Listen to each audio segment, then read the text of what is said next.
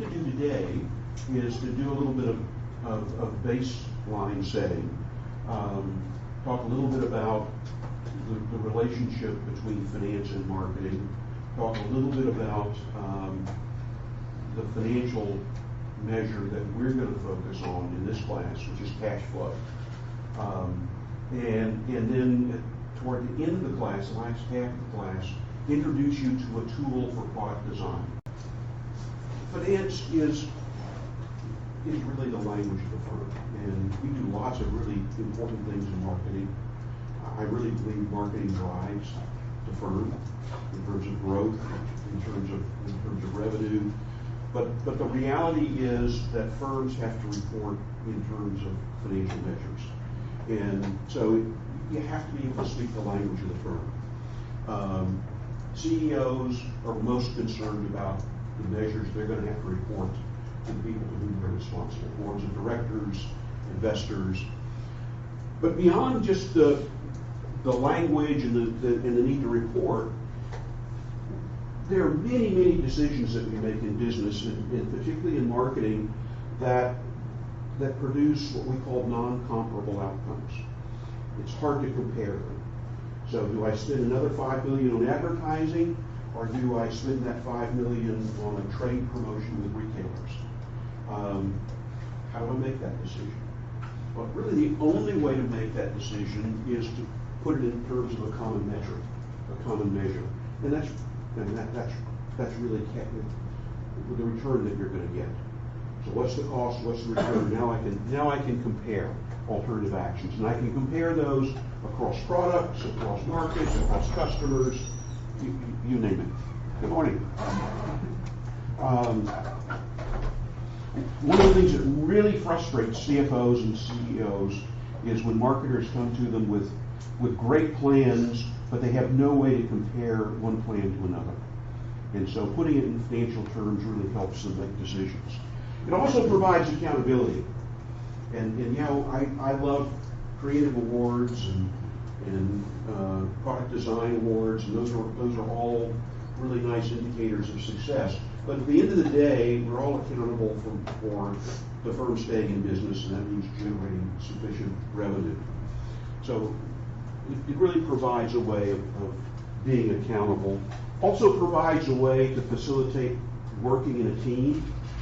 So I may be working with manufacturing, I'm a marketer, maybe working with R&D. We all have different tasks, different metrics, different goals. But if we're all moving in the same direction with respect to a financial outcome, then we can all get on the same page and work together. And finally, I'll have a lot to say about something called the optimal marketing mix. And what I mean by marketing mix is it's all the things we can do in marketing. And we have lots of marketing tools. We've got the internet, we've got advertising, we've got pricing, we've got discounting and promotions, we've got distribution channels we can work on. There's a huge array of things. All of those things put together is what we refer to as the marketing mix. And the only way to really figure out what the best mix is to be able to translate the costs and activities into what we expect to be a financial return. And then I can compare the various plans. And I can say, well, this one looks better than this other one. By the way, keep in mind, when I do that, I'm also forecasting. And we'll talk about forecasting in detail a little bit later in the class. But Dave's rule of forecasting, all forecasts are wrong.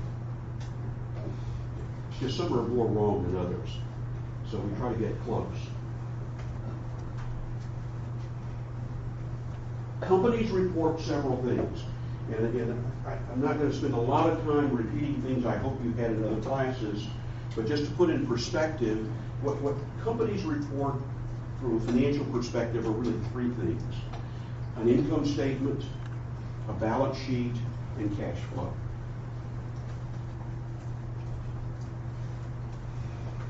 The income statement is simply a summary. It tries to sum up everything over a particular period of time, usually annually, but it could be a quarterly, it could be some other period.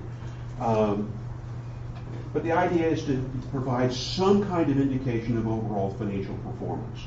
So what are the revenues? What are the expenses? What's the net income? Hopefully there is some net income. What are the, and eventually earnings per share. Okay. Income statements are very important. In my accounting friends spend lots of time. And in your accounting class, you no doubt spend a lot of time in income statements. The problem is that there's really no description of specific activities. So I don't really know what the firm has done when I look at an income statement. It doesn't really value the business. All it is a snapshot in time of sort of what has happened with operations. It's usually not specific to an individual product or even a business unit. It's a corporate summary, so in a big complex organization like a General Electric, you've got all kinds of stuff in there.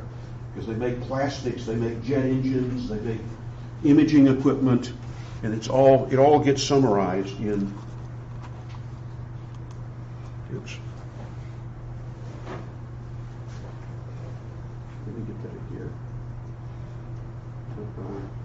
Back. There it is.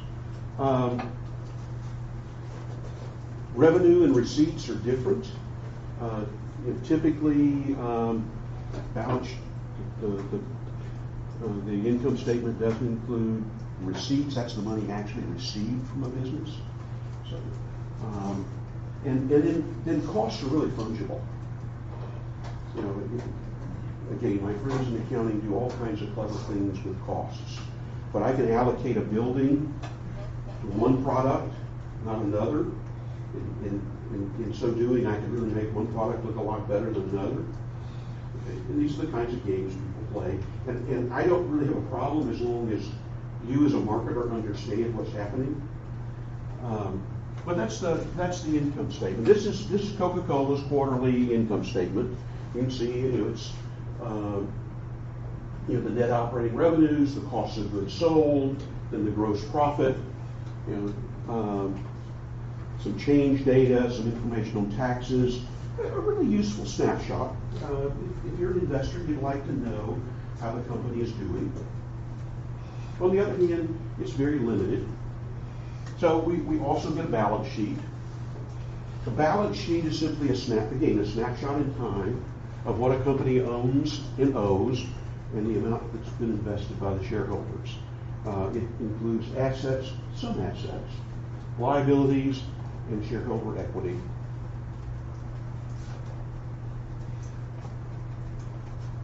But if you look at a balance sheet, where is brand? You will not, in most cases, you will not find brand on a balance sheet. So my example with Miller Coors on Monday had a company that was sold for $21 billion and $13 billion of that was the brand. But it didn't show up on the balance sheet. Very incomplete, and I'm going to suggest that balance sheets have become even more incomplete in the last few years. So is the balance sheet really the value of earn? That's not a rhetorical question. Is the balance sheet a statement of what is it?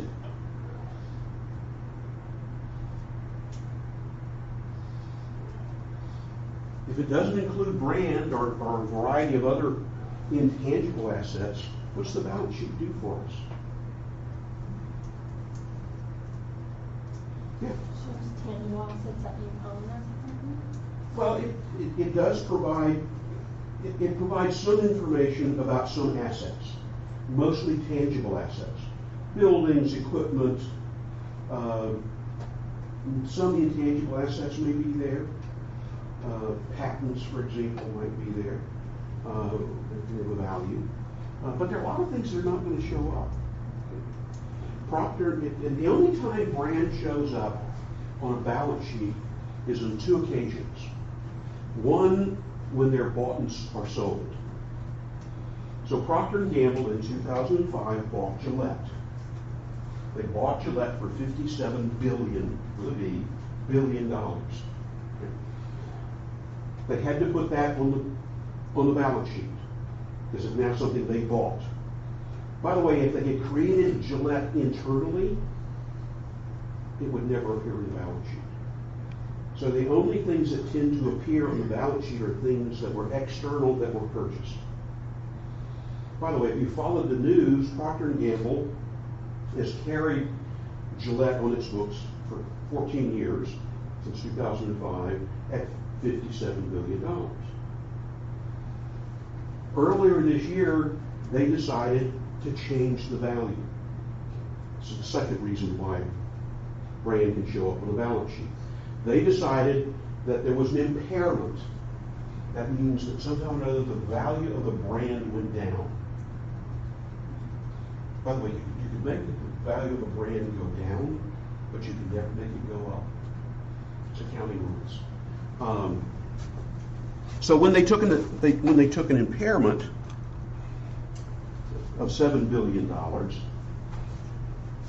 they did was they reduced the value to $50 billion. And then just a couple of weeks ago, 4 weeks ago I think, they took another $1.5 billion write-down. Why are they writing down the value of Gillette? Anybody know? Well, again, if you followed the business press, there are three reasons they gave why it has less value. One reason they gave was because of changes in foreign exchange rates. The dollar's worth a lot more than some of the currencies in nations where they do business and where they have operations. Second reason they gave was men aren't shaving as much. So men, go shave. You've got to help Gillette out.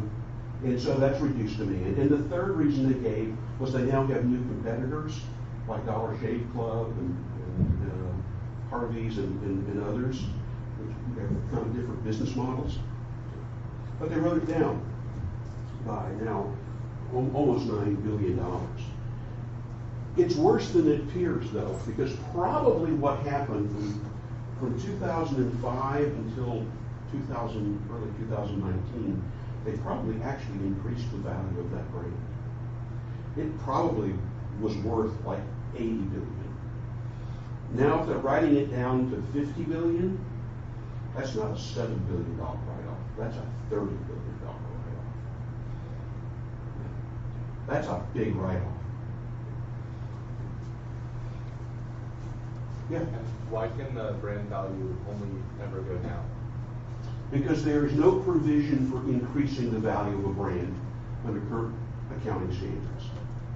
I'm going to introduce you to some emerging international standards that ISO has just recently developed that may begin to change that, but and we'll talk more about the valuing of other intangible assets as well.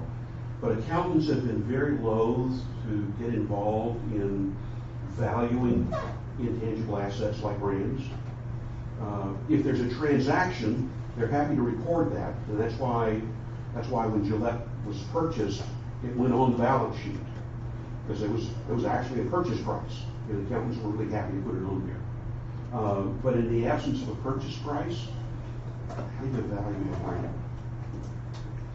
And I'm going to have a lot more to say about that because it actually goes to the heart of some philosophical notions of what is valuable. Accounting standards, by and large, treat value as something inherent in the asset. It's a building, it has value. Well, not necessarily. Depends on what you do with it. The same is true with a brand. A brand can be very valuable. You know, the Hostess company, you familiar with Hostess? They make Twinkies. They went bankrupt a couple of years ago. I mean, literally bankrupt. They had negative cash flow. The brand was purchased, and within a year of the purchase of the brand with new management, they suddenly were worth $2 billion. How does that happen? what's happening, that something could go from a negative value to a positive value in just a couple of years. It says a lot about the managers. You know, what are you doing with it? Yeah, you got the brand, well, you're pretty terrible managers. You drove it in the ground. Had had a negative value, went into bankruptcy. New managers come on board and they say, lots of people like Twinkies. You know, we just need to manage this right. And they begin to manage it right, generate cash, and suddenly it's a positive value. Accountants are very uncomfortable evaluating managers. And when we get into talking about brands and other intangible assets, their value really is related a lot to how they're managed, as opposed to a tangible asset like a building, where you still have the same problem. The value is really related to how it's used, but there's this market out there that accountants can point to. Well, there was another building that sold, so we know that was the value of this building. No, maybe not, but the accountants will go kicking and screaming into dealing with brand value. But one of the things I want you to recognize is that a lot of the important things we do in marketing don't show up in a lot of the financial reports, which makes it all the more important that we be able to tell the story.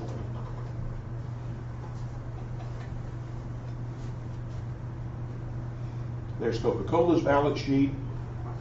I won't spend a whole lot of time on that.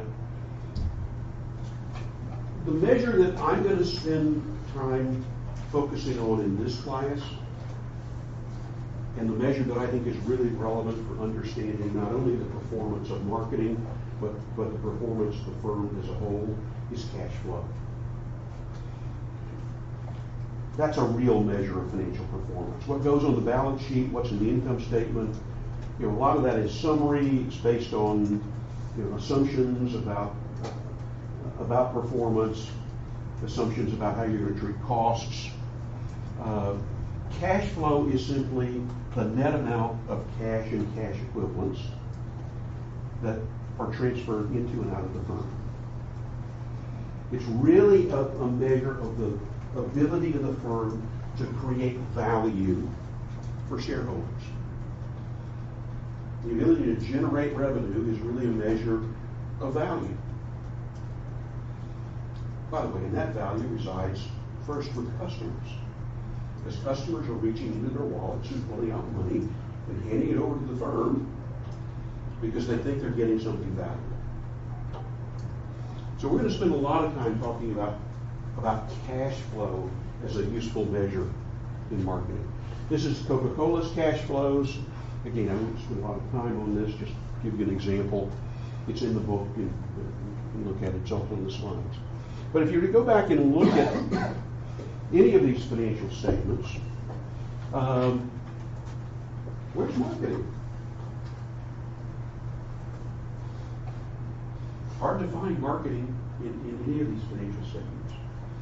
Even cash flow, go back to cash flow. Even cash flow, there's no marketing in here. There's net income from continuing operations. Marketing's in there somewhere. But there's no indication of what's happening marketing-wise. Where's, for Coca-Cola, where's the brand? There's no indication of brand. Does it matter?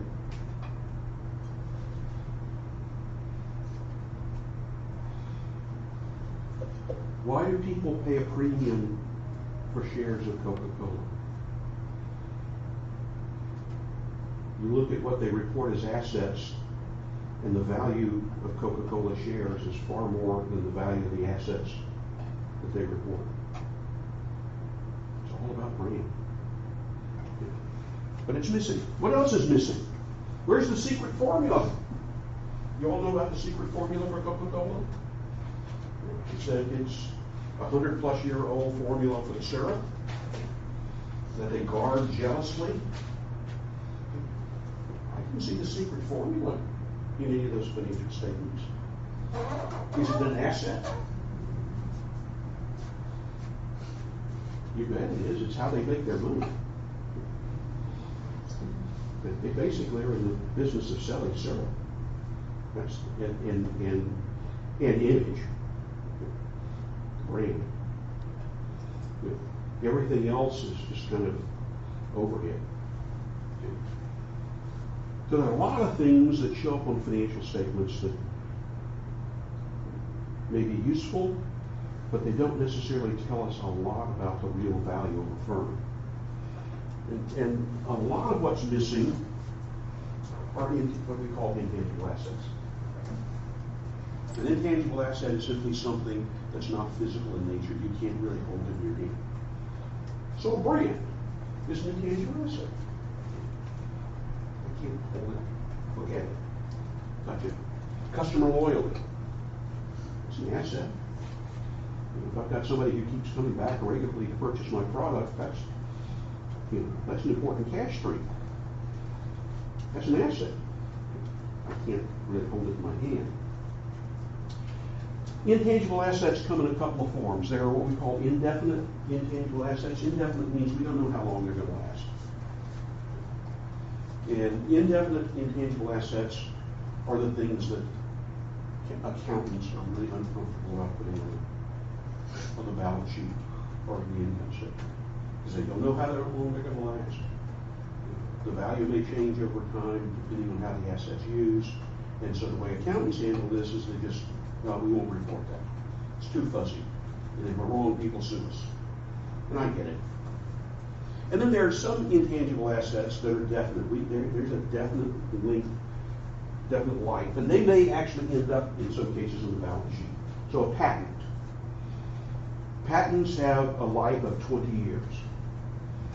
So we know how long it's going to be viable. And so I can actually depreciate that over a 20-year period. And so now I can report it. But most assets are really indefinite intangible assets. Here's some examples of some intangible assets. Brands, trademarks, customer loyalty, reputation, contracts, licenses, customer lists. What's the value of Facebook's customer list? They have 3 billion people signed up. What's the value of that? A lot, and that's why their shares trade at what they do. But if you went looking for something, you're not going to find it. It's maybe a little software program. Organizational models. Amazon is one of the most innovative companies to come along in a long time, except nothing they sell is really original. What they innovated was a business model.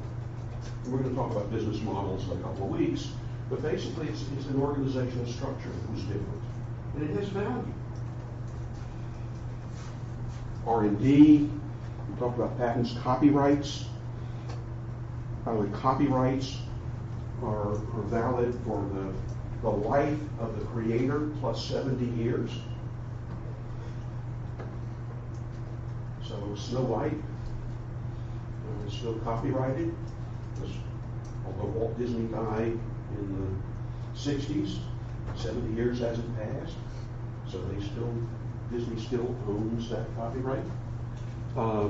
Other kinds of intellectual property, proprietary processes, franchise rights, people are assets. People often know things. People often have relationships with key customers. Those things have value. You can't hold them in your hand. By the way, you can't manage them. You manage them better or worse. Use them to create revenue. Most software is actually an intangible asset, because all that's really there is code. But there's you can write code that doesn't work, and that's not an asset. By the way, our accountant friends are beginning to understand that things like software might actually be an asset worth reporting, and they're working on it. Now, why is all this important, and why am I spending so much time on intangible assets? In 1975, most of the value of major corporations was intangible assets, buildings, equipment, what have you. About 80, a little over 80%. Fast forward 40 years. Most of the value of firms is now in intangible assets. Over 80%.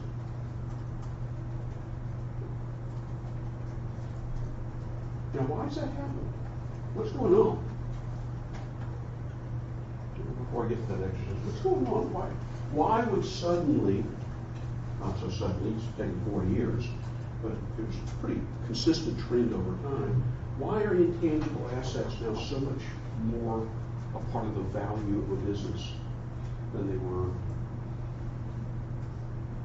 a few decades ago? Yeah. Maybe because people are starting to put trust into certain brands. Part of it is you're putting trust in certain brands, undoubtedly. Yeah. Internet. The internet has played a major role in this, because a lot of the value that we create with the internet is not in the physical characteristics of your dealing. You know, it's not the computer on your desktop. You know, it's in the relationships that are built, and the information that flows, and the business processes that get built around it. Yeah. Like loyalty and how a lot of brands are part of history, like Coca-Cola. Yeah, yeah. I would suggest, I mean, this is something reported by a consulting firm. And by the way, PwC and a whole bunch of other firms report much the same things. This is not unique. I would suggest, though, that the change hasn't been that dramatic. There were a lot of intangible assets back in '75. They just didn't get recognized. We had brands in '75. Just people didn't pay much attention to them. There has been a growing recognition of the value of intangible assets, including those that have been around for decades, but we didn't really think through them.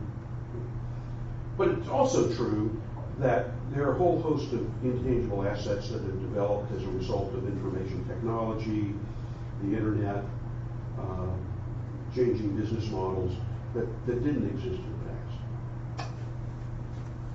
Who's the keeper of intangible assets in the firm?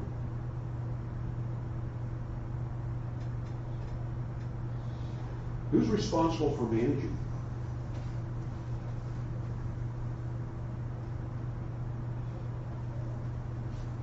Well, at one level, it's the CEO. But if you were to go into most firms and say, who's your intangible asset manager? They're not going to identify anybody. By the way, if you ask them, who's your building manager? Oh, that person right there. Who maintains your equipment? Oh, that person there. But we're still coming to grips in organizations with how to manage intangible assets and their implications. By the way, if people are an asset, if the things that people know are an asset, if the relationships people have with customers or suppliers are an asset, what does that say about how to manage people?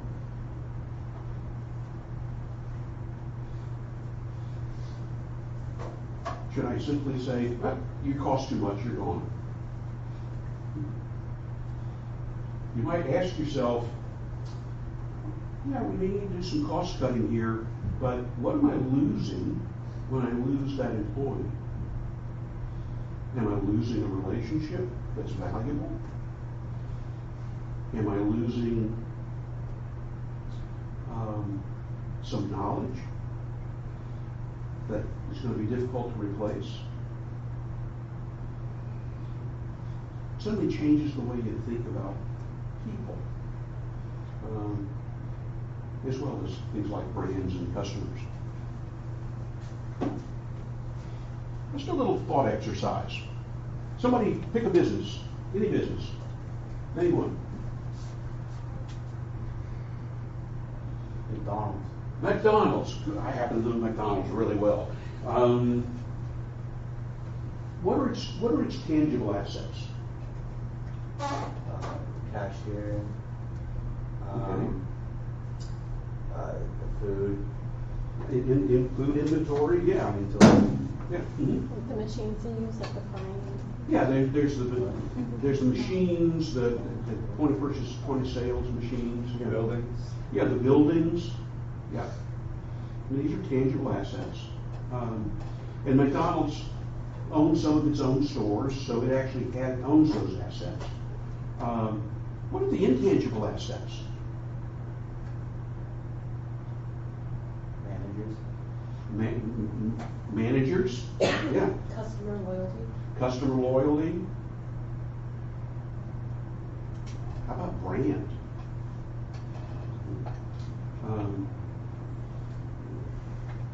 When I worked for a McDonald's agency, we had advertising campaigns targeted at 2-year-olds. Because 2-year-olds have a lot of influence on where parents take them to eat. And we wanted 2-year-olds and 3-year-olds to be singing the McDonald's jingle and saying, I want to go to Playland and go and facilitate the purchase of McDonald's. In fact, a lot of what McDonald's does is not related to tangible assets as well. Most of the McDonald's stores, McDonald's doesn't own. It franchises them out to somebody else. So it doesn't own those assets. So how does it make money then? How do those assets that its franchisees own produce money for McDonald's?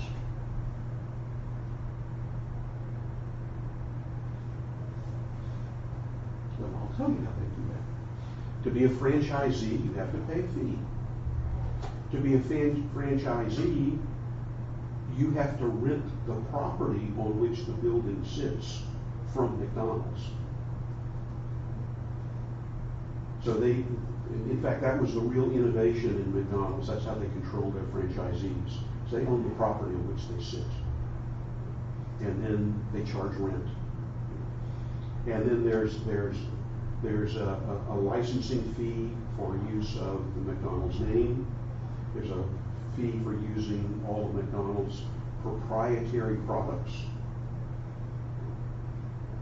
McDonald's creates its own potatoes. And the only place you can get them is through McDonald's, the company. So they've done a really nice job of developing intangible assets, and most of the value of that company is really not in buildings. They don't own buildings unless it's a corporate store. It's not really in the inventory.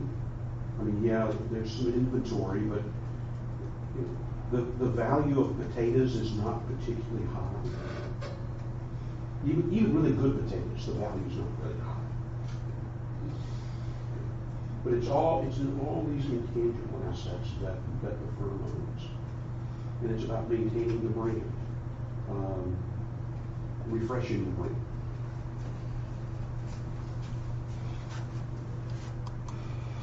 As you begin to think about your next job, one of the things you might want to do is a little exercise prior to interviewing of thinking through how the firm makes money and the role of tangible versus intangible assets.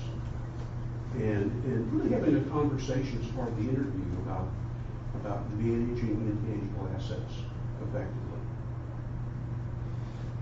Marketing really contributes to the firm in a whole variety of ways. A lot of what marketing manages are intangible assets.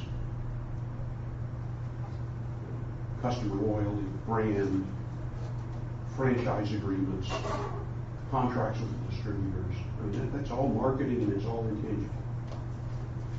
Marketing actually creates value for a firm, for an organization, in three ways. And most of the time, only one of those actually gets recognized. One way that we create value as marketers is through short-term effects. I run an ad, people run out, they buy my product, I hope. And the ad has had an immediate effect, immediately get revenue. That's a short-term effect. And we have all kinds of measures of short-term effects. Not all are financial, but incremental sales certainly. Sales not lost to a competitor. We often think that advertising is supposed to create sales. Sometimes what marketing does is simply prevent your losing a sale to a competitor. That's still a value. Leads generated or sales force, close rate for sales, product awareness. People tend to buy what they're aware of. It's one of the powers of brand, is that people will buy what they've heard of. They see something on the shelf they never heard of, I don't want that. If it were any good, I'd heard of it. Brand preference or choice, purchase intention, web visits, subscriptions, store visits, call center contacts. I mean, the list could go on and on. These are all easily measured. They're short term, and they're important. Because the reality is, if you don't get some short term effect of marketing, you won't get a long term effect. I mean, people don't wake up 6 months after they see an ad and suddenly say, wow, I remember that ad 6 months ago, I'm going to go buy the product. But marketing, a lot of what marketing offers the firm goes beyond those short-term effects. There are long-term effects. The term that's sometimes used is persistence effects. Things that we do now that persist into the future.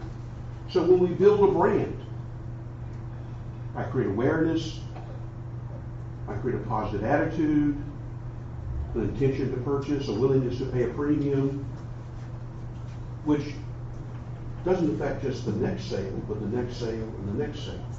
So these things last for a long period of time. Customer loyalty. Yeah, customer loyalty may influence the next sale, but somebody who's really loyal keeps coming back again and again all the time. Retention, again, a sign of loyalty. Market share. And we'll talk a little bit about the role of market share and why it's important as we go through. Sales volume, brand equity, brand preference. I mean, these are all long-term effects. By the way, we can measure them. They're a little harder to measure, and we're going to talk about how to measure that. But there's even a third area where marketing contributes that you almost never hear about. A lot of what marketing does is create opportunities for the future. And our friends in finance call these real options. I just call them opportunities. When I create a brand, I create the opportunity to extend the brand. So Tide was originally a powdered laundry detergent. Then it became a liquid laundry detergent as well. And now it's a whole set of cleaning products. Procter & Gamble did the same thing with Crest. It started out as a toothpaste. But then there's now a Crest brand of dental floss, a Crest brand of toothbrush, a Crest brand of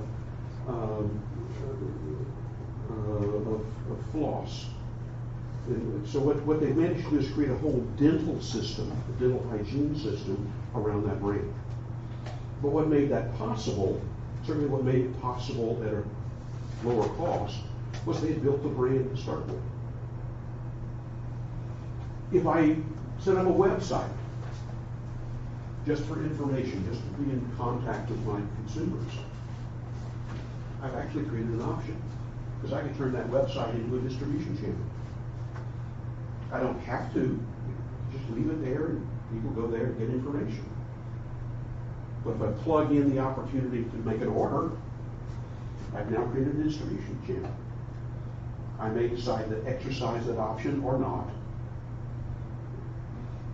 By the way, I might just like it to stay there as an option because it keeps my distributors honest.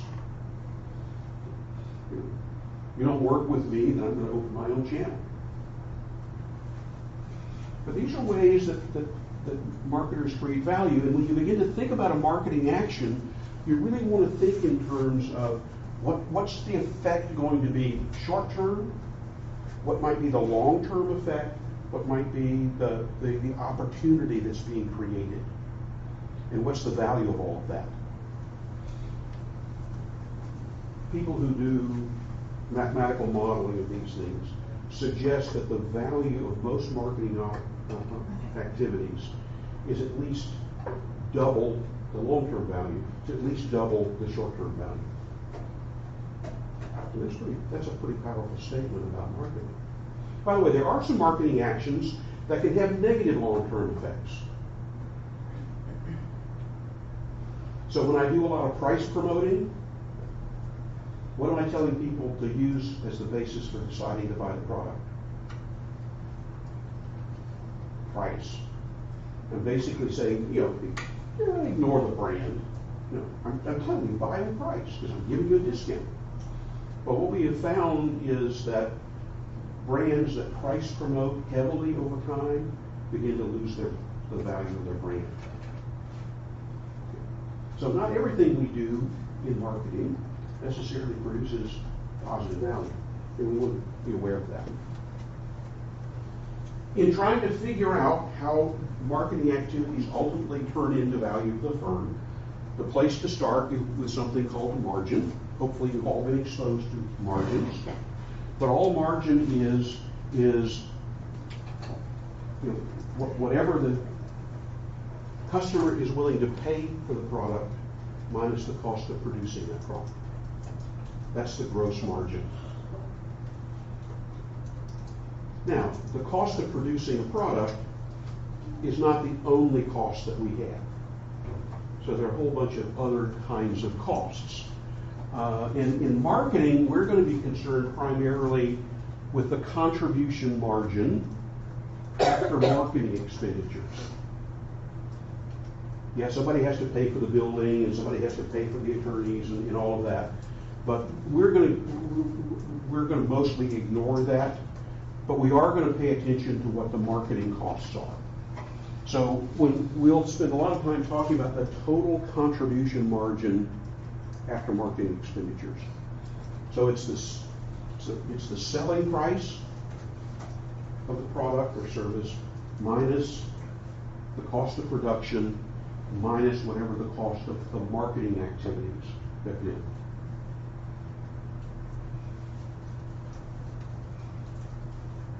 And so then, if I know this, I can begin to ask the question of, given what I'm spending on marketing, what kind of margin am I getting? And as I change what I spend on marketing, how does that affect the total contribution margin? Yeah, there are other costs. We'll get to those as well. But marketing usually doesn't have much control over those other things. Marketing's usually not responsible for the buildings. Marketing's usually not responsible for the CEO's salary. I mean, yeah, they are ultimately because they've got to generate revenue. But they don't have control over negotiating the CEO's salary. But we have a lot of control over what we do with respect to marketing activities and marketing expenditures. And that's really where I want to focus this class.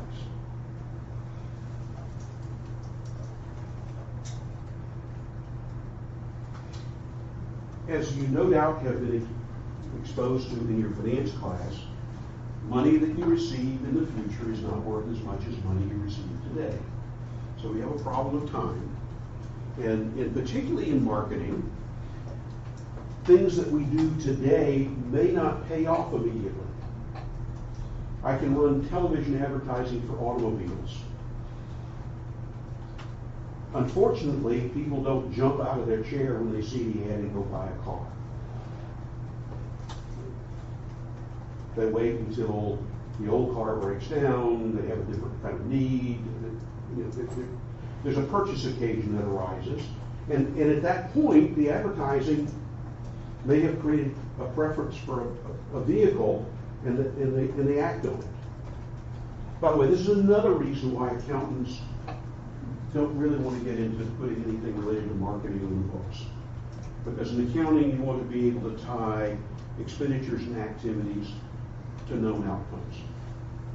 And that's hard to do with a lot of what we do in marketing. Because there's this intermediary called a customer who doesn't always respond exactly when we like them to respond. You know, there are what we call purchase cycles. There's a buying process and purchase cycles. And so there are things that we do in marketing that are intended to influence that buying process, but at the end of the day, until the person's ready to buy, they don't buy. There are also things we do today that continue on into the future. Those are the persistence effects we talked about. So something I've done today may not have its effect, or at least part of its effect, until some point in the future. And the whole issue of the value of options. Options are valuable, but the timing of exercising them, if you exercise them at all, is hard to predict. Which is why, in your finance class, you were all exposed to the time value of money. All the time value of money is an effort to correct for the fact that a dollar earned in the future isn't worth the same as a dollar today. I'm assuming you've all been exposed to the future value and present value of cash. But if at any point in the class I make an erroneous assumption, that's okay, just tell me and we'll back up and talk about that. But in thinking about marketing actions, what we really want to think about is what kind of discounted cash flow are we going to generate with our marketing activity and investments? Yeah, there may be a lot of other things that has to happen in between. I may have to run ads, buy media. People may have to become aware. You can measure awareness. People have to reach a particular point in the purchase cycle before they buy. But we ought to be able to forecast that. Implications for marketing simply is that greater weight ought to be placed on marketing actions that are going to have a more immediate effect. That is, they're going to produce cash sooner. You really want to account for all of the inflows and outflows of cash that are accounted for marketing that are involved in a marketing action. And by the way, that's not just the short-term effect. If I'm creating a brand effect that's going to persist over time, I really need to account for that as I think about justifying the expenditure on branding.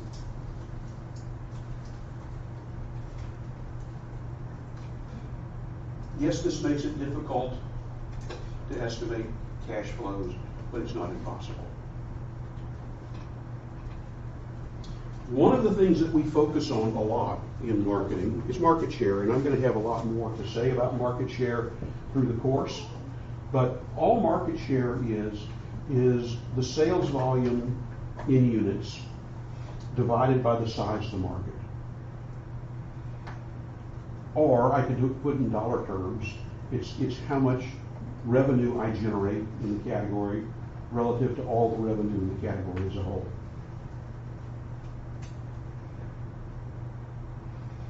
Now, why get concerned with market share? Why not just measure sales as they occur? One of the reasons is that market share tends to be persistent. Changes in market shares tend to last over time. Now, if you can create a marketing action that changes market share, that's a very powerful action. Because there's a lot of inertia in markets. I can account for most of what people are going to buy if I just know what they bought last time. It's just the nature of markets. By the way, for most things people buy, they really don't want to spend a lot of time thinking about it. There's a classic article in marketing called The Cost of Thinking. How much time do you really want to spend thinking about laundry detergent when you're in the store? How much time do you really want to spend thinking about toilet bowl cleaner? By the way, if you go to the grocery store and you look at the aisle where there's toilet bowl cleaners, there are at least 40 different products there. Do you really want to spend time looking at 40 different products? No. I'm going to remember one or two and I'm going to buy one of those. One of the most powerful equations in marketing is related to market share. And we'll come back to this repeatedly, but market share is largely related to the percentage of your customers who are aware of the product, times the percentage who can get the product, times the percentage who choose the product once they're ready to buy. And by the way, I can measure awareness, and there are things I can do to act on awareness. One of the things advertising does is act on awareness. Availability is all about distribution. How easy is it for the customer to get the product? As a marketer, I can act on that. Choice of the product or service is really about the quality of the service, the quality of the product compared to competitors. But I can act on that too. Now let me show you how this really simple equation can be helpful. Let's suppose I've got 80% awareness in a product category. 80% availability, that means that 80% of customers can get the product pretty easily. And of those who are aware and can get the product, 50% choosing. Market share, 64%. No, that's wrong. It's 32%. My math is wrong. But it's 80% times 80% times 50% would be 32%. Now, let's look at some other scenarios. Suppose I had 10% awareness, still 80% availability, and 50% choose the product. Now I've suddenly got a 4% market share. And where's my problem? It's awareness. Lots of people, if they were aware of it, could get the product. If they're aware, they tend to choose it because nobody knows about it. So now where do I want to spend my money? On awareness. And by the way, I can link this awareness to changes in market share and ultimately volume and ultimately into cash flow. I can figure out the return on spending on advertising. Here's a second example. 80% awareness, that's actually very good awareness. Only 10% of customers can easily get the product, and again, 50% are choosing it. Again, 4% market share. But now what's the problem? Yeah, it's availability. It's just I got a distribution problem. And by the way, this happens often. A few years ago, Dr. Pepper hired a CEO from Procter & Gamble, and the CEO was used to thinking about Procter & Gamble's products, which are in 98% of households and have virtually 100% distribution. And he said, what we need for Dr. Pepper is just a national advertising campaign. Well, the problem is he forgot that in some markets like New York City, they only had 10% distribution. So they could advertise all they want, but it wasn't going to increase sales a lot in New York City. So you really have to map the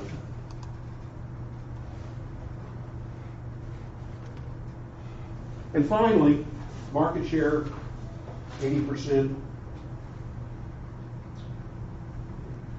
80% availability, 10% choosing, it's really 6.4% is the market share. But now what's the problem? I got a product problem. Most people know about it, most people can get it, they just don't want it. Well, okay, let's go back to R&D and say, can we improve this product in some way? If I know market share and I know the size of the category, I can get dollar sales. So market share is just the percent of unit or dollar sales in the category. The critical issue here becomes how you define the category. Coca-Cola has a big share of the soft drink category. It has a much smaller market share of the beverage category. And so one of the things you have to think about as a manager is what's the best way to think about the category? And by the way, one of the things that Coca-Cola has been doing in recent years is moving into other beverages because they understand that the growth opportunities are not in soft drinks. It's delightful that they dominate that category, but now people are starting to drink flavored waters and a whole host of other things. So now if we're going to grow, we've got to go there.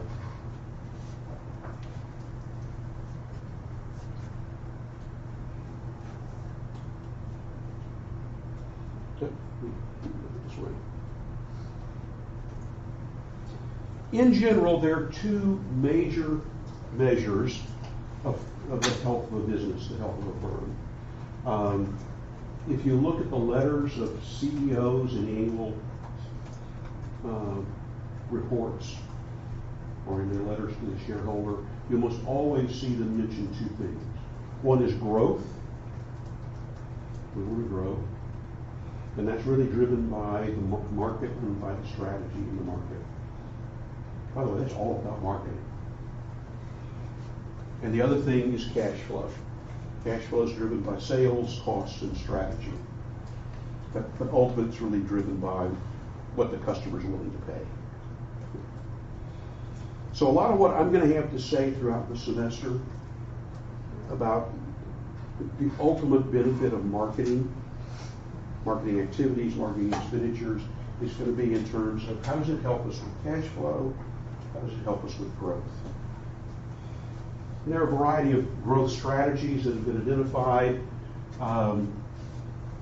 If I'm in an existing market and I really focus on just increasing the size of that market, I'm using what's called a penetration strategy.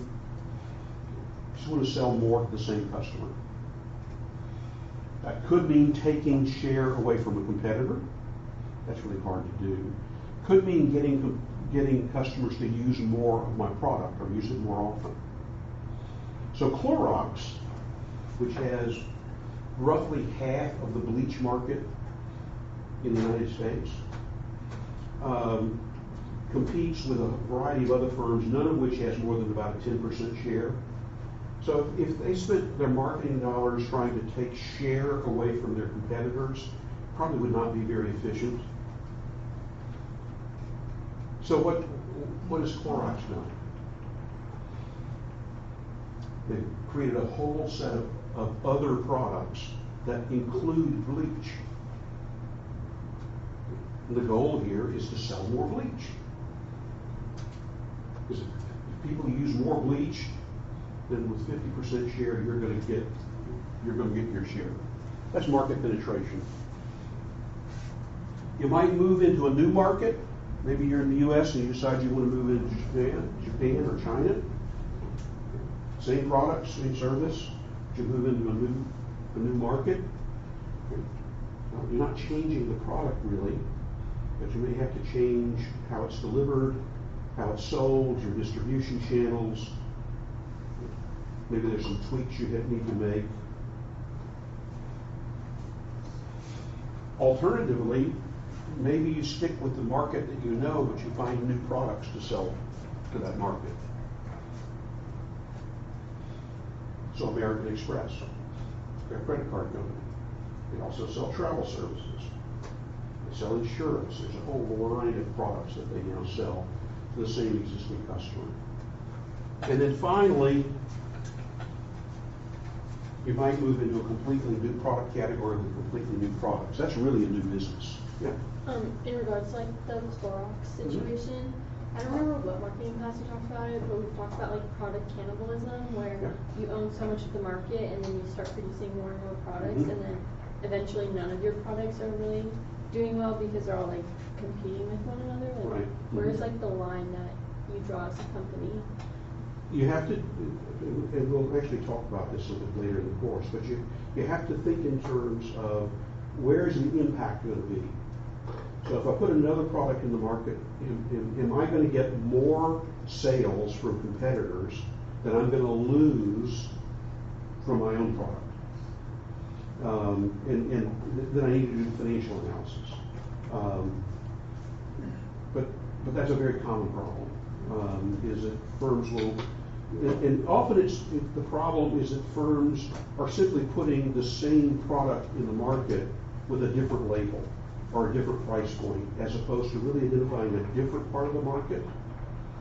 So when Clorox introduces bathroom cleaner, they're not competing with the laundry segment. Well, they are a little bit, because one of the reasons they offered bathroom cleaners was they went out and they discovered people were already using bleach to clean their bathrooms. They simply created a product that they could sell commercially. But it was a different use, so there wasn't that much overlap in the market. On the other hand, if they brought out two different bathroom cleaners, why? I mean, people probably only need one, so why would I have two in the market? Sometimes it may be a good reason, but yeah, cannibalism has to come into play always particularly when you're thinking about strategies for taking new products or services into the market. You also need to be careful about thinking about limiting the market too much. What is the fastest growing market in the United States?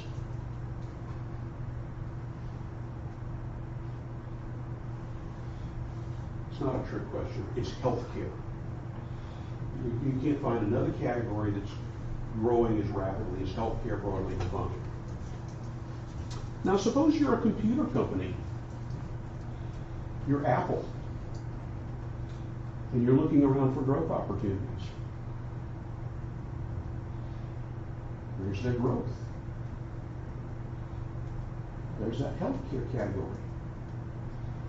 So now the question becomes, well, what could I do with my products and services that would let me get into the healthcare category?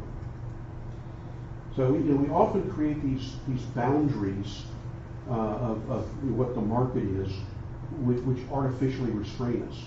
So we not only have to look at, are we cannibalizing what we already have in the market, but are we unfairly constraining the way we think about our market? So Apple now, you can take your EKG and on an Apple Watch.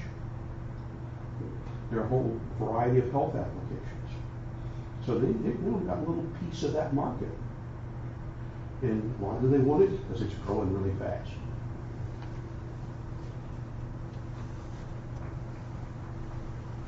Ultimately, cash flow is generated, as I said, from customers.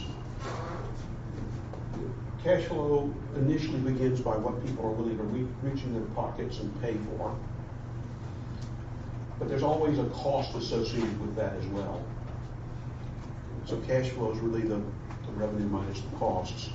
But typically, there are a lot of partners in the marketplace. I may be a manufacturer, so I have to partner with a distributor. I may have suppliers. Let's try again.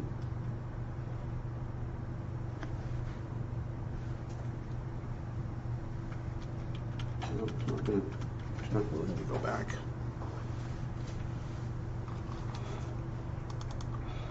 Okay, let's try again. There we go. So part of what I have to think about is how I'm going to divide the revenue and the cost up among my partners. So how much does my distributor get of the cost that the customer pays? How much does my supplier, somebody who supplies sugar to Coca-Cola, how much do they get of the revenue? And by the way, how much of the cost are they covering? What's really interesting, and we'll explode this out, talk about it in much greater detail, is the way the revenue and the cost get divided up doesn't have to be proportional. I would like to be in a market where I get the lion's share of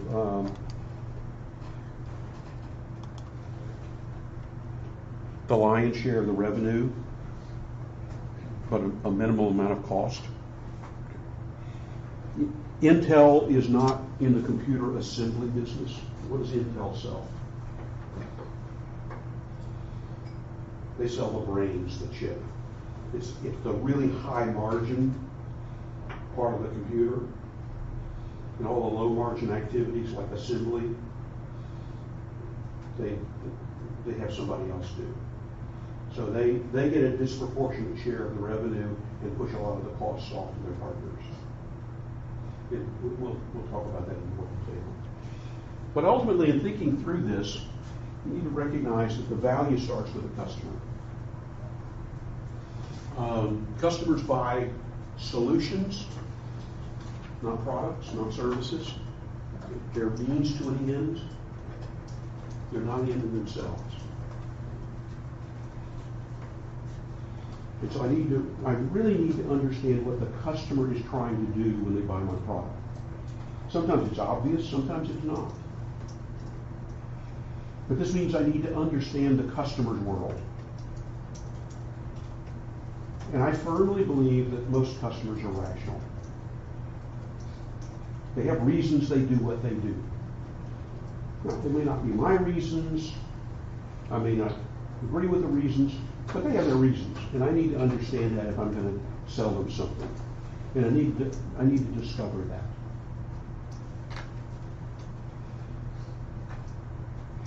But customers differ in what they value. They differ in terms of what they value with respect to products. Some people want a really low quality, low priced product. Some want really high quality, higher priced product. They differ in terms of the services they want. They even differ in the way they want to do business. Some people want to go in the store and buy. If you look at the way people purchase automobiles, there are people who do all of their shopping by going from one dealer to the next. By the way, dealers hate these people because they consume a lot of time and they're unlikely to buy at any one dealer. Other people will do a lot of research and they arrive at a dealer and they buy. Dealers love these people because they're ready to buy when they walk in the door. But we need to understand how people want to do business. They differ in how they use products. By the way, the same customer might actually on one occasion be one type of customer and a different type of customer in another case. People shop in both Nordstrom's and Walmart. But you have to be careful about talking about the Walmart customer or the Nordstrom's customer, because there's a whole lot of folks who shop both. But if you ask them why, there's certain types of products they buy at Walmart, and there's certain things they buy at Nordstrom's, and they have their reasons. Customers also differ, and this is something marketers often don't understand, also differ in terms of the costs they impose on the providers of products and services. Some customers are real easy. They come in, you've got a great match for their needs, you sell them the product, they go away, they're happy, and you don't see them again until they need to buy again. Some other customer comes in, they don't really know what they want, they buy the wrong thing, they keep coming back, fix it. It doesn't do what I want it to do. Well, it was never intended to do that. And suddenly they impose enormous costs.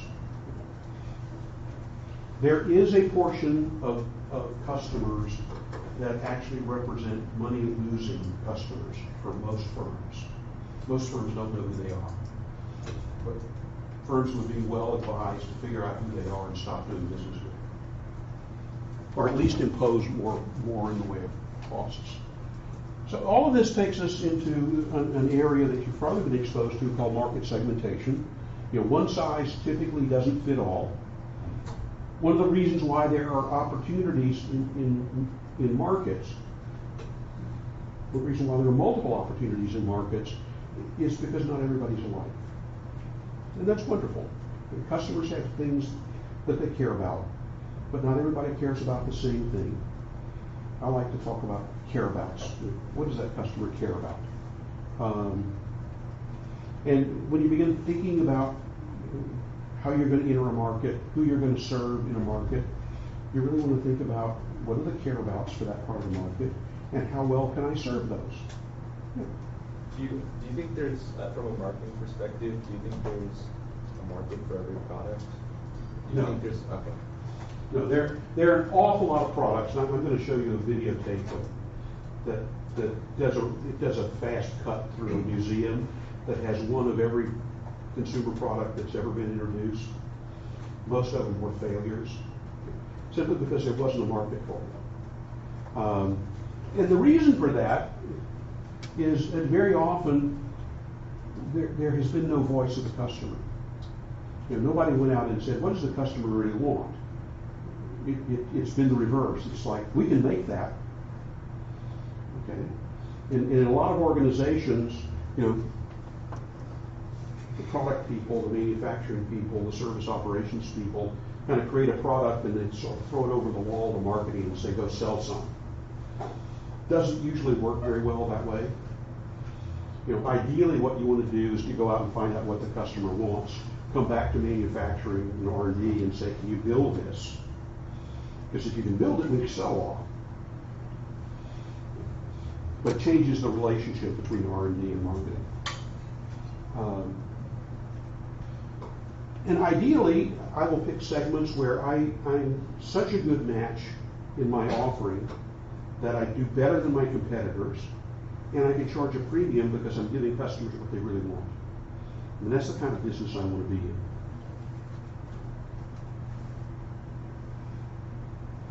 So the good news is that segments create opportunities. If they match the capabilities of the firm, that's great. A lot of firms go after customers they don't have the capability to serve, though.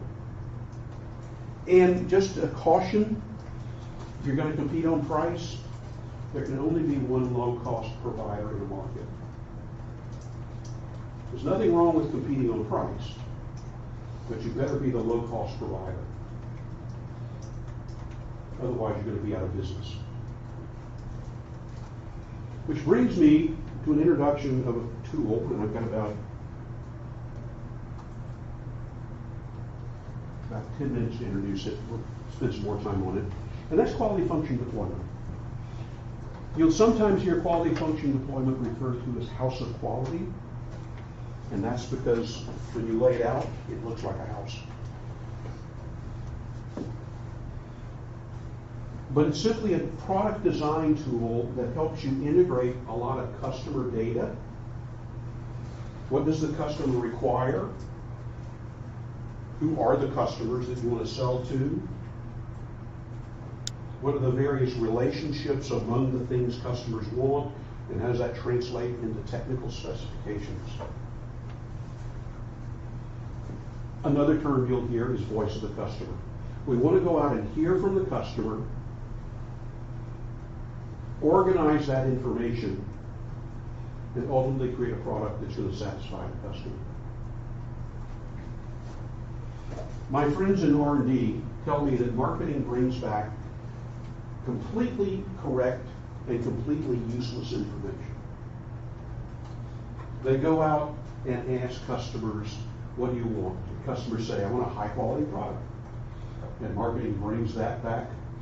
In fact, not only do they say that, what marketers do is they create scales, 5-point scale, rate quality. Bring this back to R&D, because the customer wants higher quality. R&D scratches their head and says, now what do I do? We have all these terms that we throw out all the time, reliability, convenience, user-friendly. It doesn't tell you anything about how to design a product.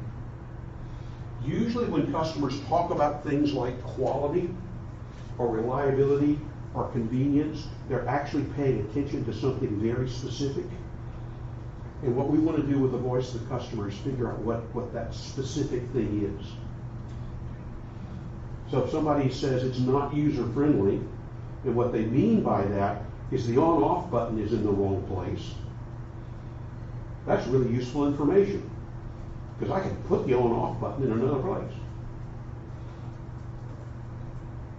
Probably where they thought it should be. By the way, you know what the most common question to help desks was in the early days of the personal computer? How do I turn it on? Why? Where was the on-off button in the early days of personal computers? At the back. You don't turn your television set on from the back. You don't turn your radio on from the back. So it confused people. Now, there were really good engineering reasons why it was in the back. But it was not what people were expecting. And again, when we go back to voice of the customer, trying to figure out how people expect to interact with the product. QFD, which is stands for Quality Function Deployment, is really a tool that was developed in the shipyards of Japan, introduced into the U.S. in the 80s. Toyota uses it. In fact, Toyota claims that they were able to reduce 60% of the cost of bringing a new model to market using QFD. They also say that it reduced their development time by 1/3. It forces product designers, manufacturing, and marketing to all work together to integrate customer information with the technical specs of the product. And generally, you get a more satisfied customer as a result. So the idea here is to sort of create a conceptual map. So this is what it would look like. By the way, there's a little tutorial in the simulation that we're going to work on QFD, where you get the opportunity to actually do it. Move things around and see how it actually works. But basically it starts by asking the question, what does the customer want? Usually the customer starts with something very general and very generic. I would like a good cup of coffee. Okay, that's a good place to start. How do you define a good cup of coffee? What makes a cup of coffee good? It's not rhetorical, tell me.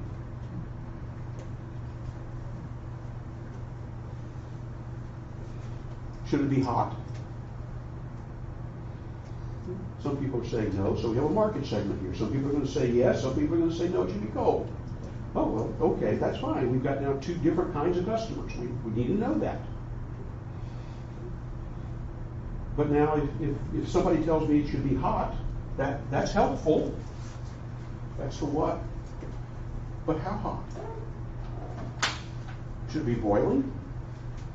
Probably not. Should it be lukewarm? Probably not. So now we're going to take hot to a more specific level. Now, it's hard for people to tell you in words.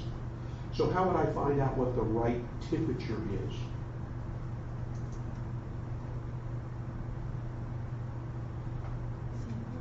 Sampling. I bring people in and I say, I'm going to give you several cups of coffee. I want you to tell me which one is the right temperature. And they go in and they say, oh, that one. And we put a thermometer in and now we know.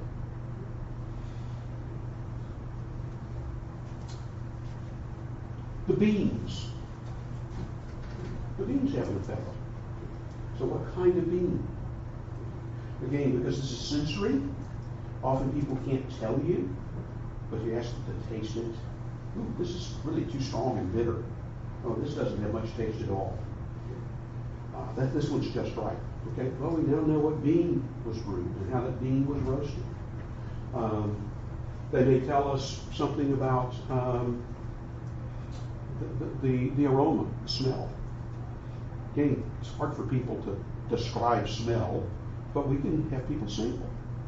And we can begin to figure out what a customer thinks is an optimal cup of coffee. And sometimes there's not one answer. Sometimes because there are differences among consumers, we may actually need 2, 3, 4 different products to cover the whole market. So then what we do is we begin to ask the question about what's already available. That's our competitors. And how does what we can make compare? Because putting another product in the market that's just like everybody else is probably not going to make any sense.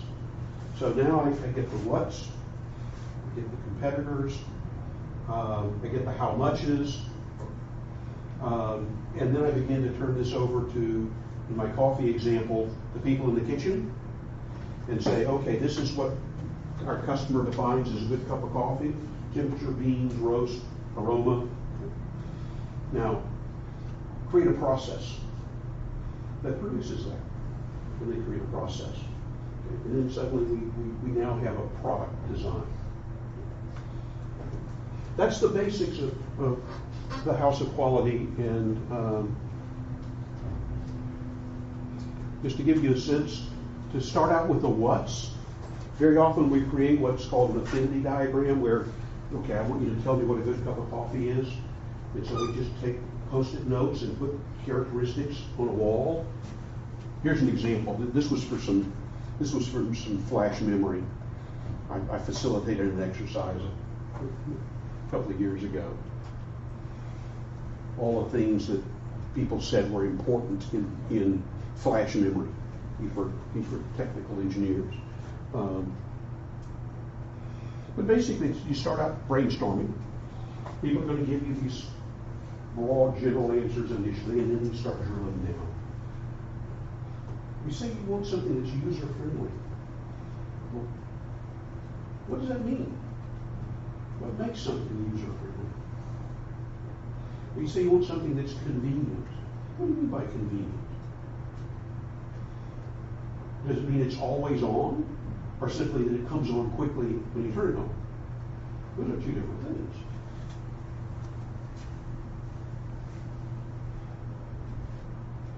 And then you proceed through the process. You'll see in the example. I'm going to do a little more on this in a later class. But ultimately, when we talk about the house of quality or QFD, we're really talking about getting customer requirements, trying to map them into the technical requirements. We want to create priorities that are consistent with the customer's priorities. I often can't make the product the customer really wants, because it's impossible. In healthcare, everybody wants high quality, low cost, immediate access. Well, that's not going to happen. So now the question becomes one, well, if you want immediate access, how much more would you be willing to pay to see the doctor as soon as you walked in? Okay, now we begin to scope that and understand it a little bit. We need to look at the market reality. How is what we are identifying that the customer wants related to what's already in the market? And is there a real opportunity? Or are the needs really already being met by somebody else? And then something marketers often forget about, can our organization do it? A lot of organizations go into markets because they think it's a good market, and it is a good market for somebody else. They just don't have the skill set. And then we get outputs, technical requirements, and what the product should look like, and measurable and testable goals. A very powerful tool, one that really creates an opportunity to get the voice of the customer, but also forces everybody who's going to be involved in product or service design to talk to one another with a common vision. Everybody has the common vision of the customer they're designing for, and marketing has a set of issues, manufacturing has a set of issues, but we all come together around that common vision. It reduces conflict and moves the product through the development process much more rapidly.